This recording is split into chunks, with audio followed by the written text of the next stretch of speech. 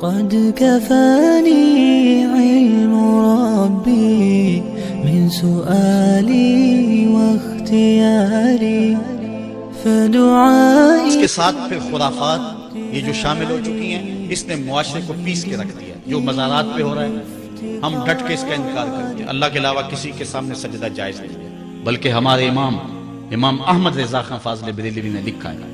آپ فرماتے ہیں کہ سجدہ قبور بالاتفاق حرام ہے اور طواف قبور بالاتفاق حرام ہے، زیارت قبور بالاتفاق جائز ہے، بوسہ قبور مختلف فی ہے. احوط یہ ہے کہ نہ دیا جائے، یعنی بوسے سے بھی اگر گریز کر لیا جائے تو کسی کو کوئی اور شائبہ نہ ہو تو یہ بھی بہتر ہے. لیکن خیر بوسے کے بارے علماء قائل ہیں، اس پر دلائل بھی موجود ہیں. لیکن قبروں کے سامنے یوں ہی کھڑے ہو جانا اور کھڑے ہو کر کے یوں سر جھکانا یہ جائز نہیں ہے. حضرت مجدد کی تعلیم کیا تھی؟ یہی بات کہی تھی اکبر نے کہ سجدہ نہیں کرتے تو ساری جھکا دی. آپ نے فرمایا نہیں جھکاؤں گا. پھر اس نے آپ کو دربار میں بلوایا، سازش کی، دروازہ چھوٹا رکھا کہ حضرت مجدد الفسانی جب داخل ہوں گے تو سر جھکا کے تو گزریں گے تو کہوں گا لو سر جھکا ہی لیا. لیکن جن کے سر کو اللہ بلند کرے کون جھکا سکتا ہے؟ حضرت مجدد جب دروازے پہ پہنچے تو سمجھ گئے کہ یہ میرے لیے ایک جال بنا گیا ہے کہ جھکوں گا تو گزروں گا. آپ نے پہلے اپنی ٹانگیں داخل کی. تو اقبال خراج پیش کرتا ہے، حاضر ہوا میں شیخ مجدد کی لحد پر، وہ خاک کے زیر فلک مطلع انوار، گردن نہ جھکی جس کی جہانگیر کے آگے، جس کے نفس گرم سے ہے گرمی احرار، وہ ہند میں سرمایہ ملت کا نگہبان، اللہ نے بر وقت کیا جس کو خبردار. اس لیے کسی کو اپنے سامنے جھکانا یا کوئی میرے لیے کھڑا ہو، حضور نے یہ بھی فرمایا کہ جو شخص یہ ارادہ رکھے کہ میرے لیے لوگ کھڑے ہوں اپنا ٹھکانہ جہنم میں تلاش کرے. آج خود اگر کوئی کھڑا ہو جائے تو یہ اس کی مرضی. اور حضرت سعد آئے، حضور نے فرمایا قوموا الی سیدکم، یہ تمہارا سردار آیا، اس کا اٹھ کے استقبال کرو. لیکن اگر کوئی خود چاہے کہ میرے لیے کھڑے ہوں تو اس کے لیے یہ وعید فرمائی. اس طرح اگر تمہارے کوئی ہاتھ چوم لیتا ہے لیکن ہاتھ چومنے کے بغیر یوں گردن جھکانا یہ درست نہیں ہے، لیکن ہاتھ چومنے کے لیے تو وہ صحابہ کے عمل سے ثابت ہے. لیکن اگر کوئی چاہے کہ میرے ہاتھ چومے جائیں اور اگر جو نہیں چومتا تو اس سے ناراض ہو جاتے ہیں. میں ایک دفعہ ایک صاحب کو ملنے گیا تو ہم ہر شخص کے ہاتھوں نہیں نہ چومتے، آخر جو ہے وہ کسی کے ہاتھ چومنے ہوں تو پھر کچھ دیکھنا بھی تو ہوتا ہے. دل اسے دے دیں جو دل بر ہی نہ ہو. تو ہم تو کسی کے ہاتھ چومتے ہیں نا، ہم وہ ہاتھ چومتے ہیں، وہ پاؤں چومتے ہیں جو راہ حق کے مسافر ہوتے ہیں. ہم ان ہاتھوں کو بوسہ دیتے ہیں اور اگر ہماری آنکھوں کی پلکوں کے ساتھ لگ جائیں تو اعزاز سمجھتے ہیں. تو خیر میں نے مصافحہ کیا تو ناراض ہو گئے، انہوں نے پکڑ کے میرے ہاتھ چوم لیے، کہنے لگے لو کیا بگڑا ہے میرا. میں نے کہا کہ ٹھیک ہے تمہارا کچھ نہیں بگڑا لیکن میرا بھی کیا بگڑا اگر نہیں چومے. تو یہ عجیب سی کہانی ہے، ناراض ہو جاتے ہیں. ایک بت خانے بنے ہوئے ہیں، لوگ آئے ہمیں خدا بلاؤ، تم نے اپنی پوجا شروع کروا دی. لوگ آئے کہ خدا کا نام جپا جائے اور تم صرف اپنی ہی خوشامد چاہتے ہو، ہر وقت تمہارا ہی ذکر ہو.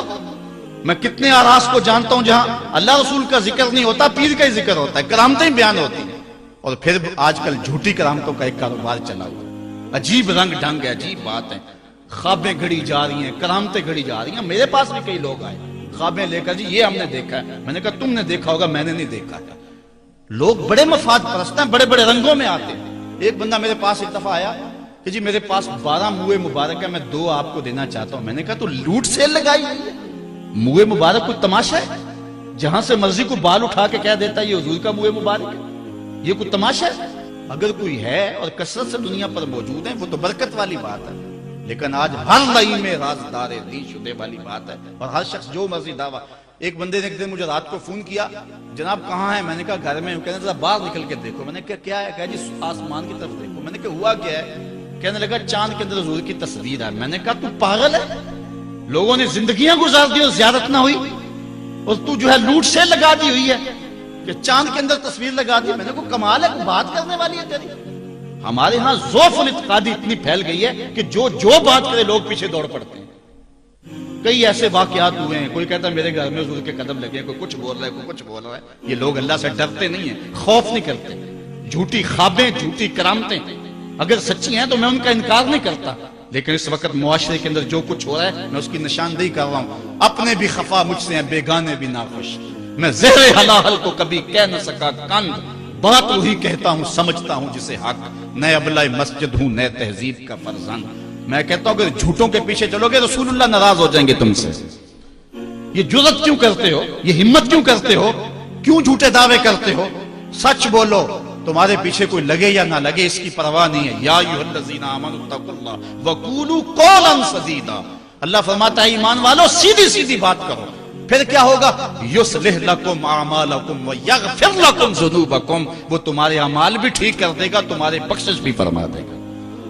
نہ لوگ اکٹھے ہوں، نہ مجمع بنے، نہ حلقہ بنے، یار یہاں تو 72 ہوں تو وہ بھی قبول ہے۔ یہاں مقدار نہیں دیکھی جاتی، یہاں معیار دیکھا جاتا ہے، سر نہیں گنے جاتے، دل گنے جاتے ہیں۔ یہاں یہ دیکھتے ہیں، مت لوگوں کو جو ہے وہ کھلونے دے کے بہلاؤ اور لوگوں کی عقیدتوں کو لوٹو اور لوگوں کے ساتھ ظلم کرو، زیادتی کرو، اپنی آخرت بھی کالی کرو اور لوگوں کی آخرت بھی کالی کرو۔ آپ دیکھیں دائیں بائیں، اپنی نظر رکھیں، نگہباں بن کے جو اہل چمن کی آبرو لوٹے۔ چمن والو عقیدت چھوڑ دو ایسے نگہباں کی، کوئی حق کا مسافر تلاش کرو، چاہے اس کے کپڑے پھٹے ہوئے ہوں، کرامت اس کی نہ ہو ساری زندگی کے اندر، لیکن محمد عربی کی غلامی تو ہو نا۔ حضرت شاہ نقشبند بخاری سے کسی نے پوچھا حضور آپ کی کوئی کرامت؟ فرمانے لگے اس سے بڑی کرامت کیا ہو سکتی ہے، اتنے گناہوں کے باوجود زمین پہ چل رہا ہوں اور زمین مجھ کو دھنسا نہیں لیتی اپنے اندر۔ ہمارے بزرگوں کی تو کہانیاں یہ تھیں، اور آج تھوک کے حساب سے کرامتیں دی جا رہی ہیں۔ آج کے پیروں کی اتنی کرامتیں، غوث پاک کی بھی اتنی کرامتیں بیان نہیں ہوتی جن کی ان کی کرامتیں بیان ہو رہی ہیں، دڑا دڑ کرامتیں بیان کر رہے ہیں۔ ایک بندے کے یہاں بچہ پیدا ہوا اور اس نے یہ شور کر دیا کہ یہ رمضان کے دنوں میں دودھ نہیں پیتا، اس لیے کہ حضرت غوث پاک بھی نہیں پیتے تھے، وہ بھی پیدائشی غوث تھے اور یہ بھی پیدائشی غوث ہے، اور رمضان کے دنوں میں دودھ نہیں پیتا۔ اچھا کوئی 2-4 ماہ گزرے تو اس غوث کی ماں کو طلاق دے کے نئی عورت سے شادی کر لی۔ میں نے کہا کم از کم اتنا تو خیال رکھتے، جس نے غوث جنم دیا ہے اس کو تو عزت سے گھر سے رکھتے۔ تو یہ کیا تماشے ہیں، کیا لوگ بے وقوف ہیں؟ اب لوگ سمجھنے لگے ہیں، لوگ جو ہے وہ ان وجہ سے پھر دور دین سے ہوتے ہیں، نقصان یہ ہوتا ہے۔ لیکن میں آپ کو کہتا ہوں دنیا سے حق ناپید نہیں ہوا۔ اگر مداری گر موجود ہیں، ڈاکو لٹیرے اور چور موجود ہیں، تو حق کا ڈنڈورا دینے والے بھی اس دھرتی پہ بستے ہیں۔ ہمارا رویہ یہ ہے کہ ہم کسی ایک شخص سے بدزن ہو جاتے ہیں تو پورے طبقے سے بدزن ہو جاتے ہیں۔ کئی بندوں کو میں سمجھا جو میں دیکھا ہوا ہے پیروں کو، اور تو نے دیکھے ہوئے ہی نہیں، جن کو مل کر زندگی سے عشق ہو جائے وہ لوگ شاید آپ نے دیکھے نہ ہو، مگر ایسے لوگ بھی ہیں کہ جن کو دیکھ کر کے زندگی گزارنے کا ڈھب آ جاتا ہے، سلیقہ اور طریقہ آ جاتا ہے۔ ان لوگوں کی تلاش کرو۔ اگر ایک دکان سے کپڑا صحیح نہ ملے، سودا صحیح نہ ملے، تو آپ جو ہے کیا کھانا پینا چھوڑ دیتے ہیں؟ آپ کو پتا پورے شہر سے مٹھائی کہاں سے اچھی ملتی ہے، آپ کو پتا پورے شہر سے کپڑا کہاں سے اچھا ملتا ہے، آپ کو پتا پورے شہر میں جو ہے وہ فلاں چیز اچھی کہاں سے ملتی ہے۔ دین بھی ڈھونڈو کہاں سے خالص ملتا ہے اور کہاں سے نہ خالص ملتا، اس کے لیے محنت کرنی پڑے گی۔ جھولی میں یوں نہیں ڈال دیا جائے گا، اس کے لیے تمہیں جانا پڑے گا، کوشش کرنی پڑے گی۔ ہاں 1 سے دھوکہ کھاؤ گے، 2 سے کھاؤ گے، 3 سے کھاؤ گے، لیکن جو تم دھوکہ کھاؤ گے تم تو رب کے نام پہ کھاؤ گے نا۔ حضرت عمر رضی اللہ تعالیٰ عنہ کی عادت تھی، جو غلام لمبی نمازیں پڑھتا اس کو آزاد کر دیتے۔ غلاموں کو سمجھ آ گئی، لمبی نمازیں پڑھنی شروع کر دی، آپ آزاد کر دیتے۔ کسی نے کہا عمر تم تو بھولے آدمی ہو، یہ نمازیں اللہ کے لیے نہیں پڑھتے، یہ آزادی کے لیے پڑھتے ہیں۔ تو حضرت عمر نے کہا یہ مجھے اللہ کے نام پہ دھوکہ دیتے ہیں، میں 100 بار کھانے کے لیے تیار ہوں۔ ایک جگہ سے دھوکہ کھایا، 2 سے کھایا، 3 سے کھایا، 4 سے کھایا۔ جب تمہاری نیت ٹھیک ہوگی منزل ضرور ملے گی، یہ ہو نہیں سکتا۔ خورش دے بدرا جو کب کو ہمام کہ یک روز افتد ہمائے بدام۔ سادی کہتے ہیں چارہ ڈالتا جا، دانا ڈالتا جا، کبھی تتر آئے گا، کبھی مور آئے گا، کبھی کبوتر آئے گا، پھر ایک دن جس کو تو تلاش کرتا ہے وہ ہما بھی تو آ ہی جائے گا نا۔ اس لیے حق کے سفر کو نہ چھوڑنا، چلتے رہنا اور راہ حق کی منزل پر انشاءاللہ ایک دن ضرور گامزن ہوگے۔ ہم مدینے کی گلی میں پھر دوبارہ چلتے ہیں۔ حضرت عمر رضی اللہ تعالیٰ عنہ کا دربار لگا ہے، ایک شخص کو پکڑ کر لوگ لے آتے ہیں کہ شخص نے ہمارے باپ کو قتل کر دیا۔ حضرت عمر رضی اللہ تعالیٰ عنہ نے پوچھا کیا ماجرا ہے بھائی؟ اس نے کہا جی واقعی میں ان کے باپ کا قاتل ہوں، لیکن میں نے قصداً قتل نہیں کیا۔ ہوا یہ کہ میں ایک مسافر ہوں، جا رہا تھا، راستے کے اندر سبز چراگاہ تھی، میرا اونٹ بھوکا تھا، اس چراگاہ میں داخل ہو گیا۔ اس کے بوڑھے باپ نے پتھر اٹھایا اور میرے اونٹ کو مارا، اس کی آنکھ نکل گئی۔ مجھے بڑا غصہ آیا، میں نے وہی پتھر اٹھا کر اس کے باپ کو دے مارا، لیکن وہ ایسے ٹکانے پہ لگا کہ اس کا باپ فوراً فوت ہو گیا۔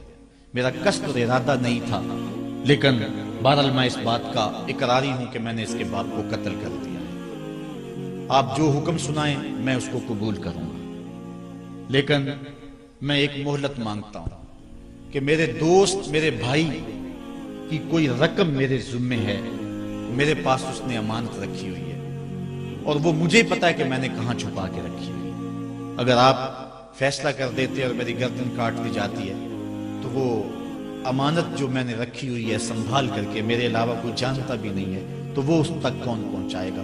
اگر آپ مجھے 3 دن کی مہلت دے دیں تو میں جا کر کے اس کی امانت اس کو واپس کر کے پھر واپس آؤں گا، پھر یہ پھندا پھانسی کا میں اپنے گلے میں ڈلوانے کے لیے تیار ہوں۔ حضرت عمر رضی اللہ تعالیٰ عنہ نے فرمایا کہ کوئی شخص تیری ضمانت دے دے تو ہم تجھے چھٹی دینے کے لیے تیار ہیں۔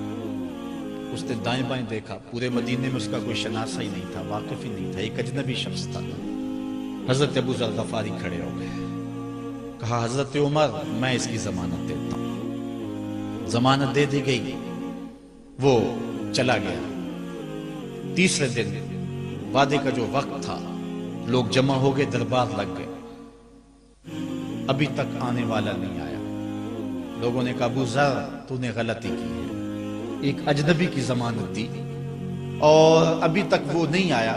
اور میاں صاحب فرماتے ہیں ایک بار جو پھائیں اڑ جاندے ہو پھر کدی نہ پھنستے نے۔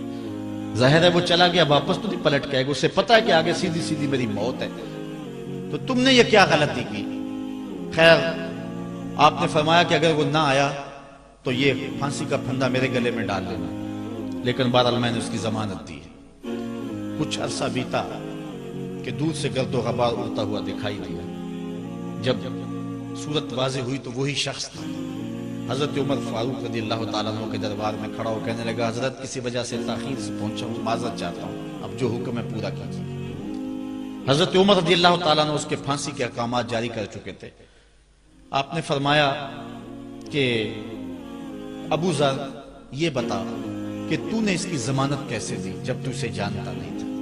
تو سنو حضرت ابو ذر غفاری نے کیا کہا، ایک اجنبی میرے محمد کے مدینے میں پناہ مانگ رہا تھا اور اس نے چاروں سمت دیکھا اور کوئی شخص نہیں تھا جو اس کو امان دیتا اور اس کی ضمانت دیتا، تو میں نے اس لیے ضمانت دے دی کہ نہ بھی آیا تو اپنی جان چلی جائے گی، کل کو یہ تو نہیں کہے گا کہ محمد کے مدینے میں کسی نے ضمانت مانگی تھی، پورے شہر میں کوئی ضمانت دینے والا نہیں تھا۔ اس کو کہا کہ انہوں نے تو ضمانت دے دی، میاں اب تو بتا کہ تو چلا گیا تھا، تجھے جانتا کوئی نہیں تھا، نہ پلٹ کے آتا تو تجھے کوئی پوچھنے والا نہیں تھا، تو تو نے یہ دوبارہ موت کے منہ میں کیوں اپنا سر رکھا ہے؟ تو اس نے کہا کہ میں نے کہا کہ ایک اجنبی کی ضمانت ایسے شخص نے دی ہے جو مجھے جانتا بھی نہیں ہے، اور اگر میں نہ گیا تو لوگ قیامت تک اجنبیوں پر بھروسہ نہیں کریں گے کہ اجنبی یوں سلوک کیا کرتے ہیں۔ تو حضرت عمر رضی اللہ تعالیٰ عنہ اس کے پھانسی کے احکام جاری کیے، تو جن کے باپ کو قتل کیا تھا وہ بیٹے کھڑے ہو گئے، کہنے لگے تاریخ کی کالک ہم اپنے منہ پہ ملیں گے، ہم بھی اپنے باپ کے قاتل کو معاف کر دیتے ہیں۔ یہ ہماری تاریخ ہے، یہ ہماری کہانی ہے، لیکن آج ہم کس جگہ پہ کھڑے ہیں اور کیا ہماری صورتحال ہے؟ نہ ہمارا کردار رہا اور نہ ہمارا کوئی تشخص رہا۔ آج ہم نے اپنا تشخص بھی مٹا کے رکھ دیا، اپنے طرز زندگی بھی بدل دی، نہ ہماری باطن کی وہ روشنی رہی، نہ ظاہری وہ صورتیں رہی کہ ہم پہچانے جائیں کہ حضور کے غلام، بلکہ آج بھانت بھانت کی بولیاں بول رہے ہیں۔ اقبال نے کیا کہا تھا، اپنی ملت پر قیاس اقوام مغرب سے نہ کر، خاص ہے ترکیب میں تجھے قوم رسول ہاشم۔ بلکہ آج فیشن کے طور پہ یہ کہا جاتا ہے جی آج کل دین پہ چلنا بڑا مشکل ہے، یہ آپ بھی سنتے ہوں گے، لوگ کہتے ہیں جی آج کل دین پہ چلنا بڑا مشکل ہے۔ یہ کون کہہ رہا ہے؟ جو مسجد میں آتا ہے تو موسم کے مطابق گرم اور سرد پانی دستیاب ہے، اس کے لیے ماحول ہے، اس کے لیے خوبصورت قالین بچھے ہوئے ہیں، مخملی مسلے رکھے ہوئے ہیں، جو نرم اور گداز مسلوں پہ پیشانی رکھ کر کے سجدہ کرتا ہے، وہ بطور فیشن کہہ رہا ہے جی آج کل دین پہ چلنا بڑا مشکل ہے۔